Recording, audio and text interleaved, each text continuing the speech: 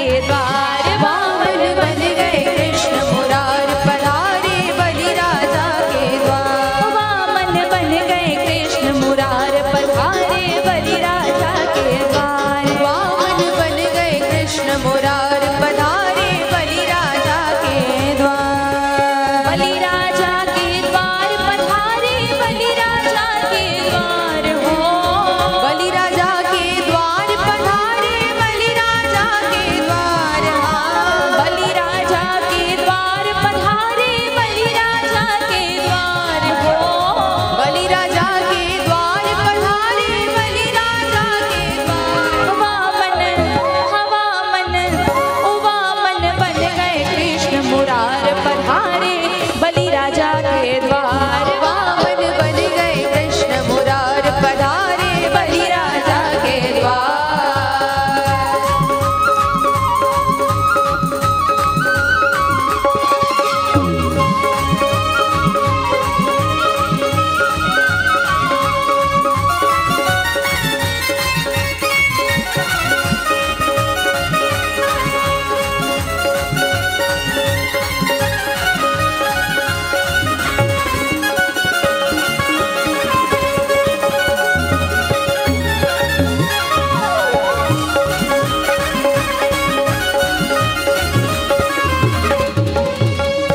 बने वामन अंगुल भगवान। बने वामन अंगुल भगवान। बने वामन अंगुल भगवान। बने वामन अंगुल भगवान। रूप को देख छुप्यो है भान। रूप को देख छुप्यो है भान। रूप को देख छुप्यो है भान। रूप को देख छुप्यो है भान। पहुँचे यज्ञ में राजा बलि के करने आज कल्याण हो।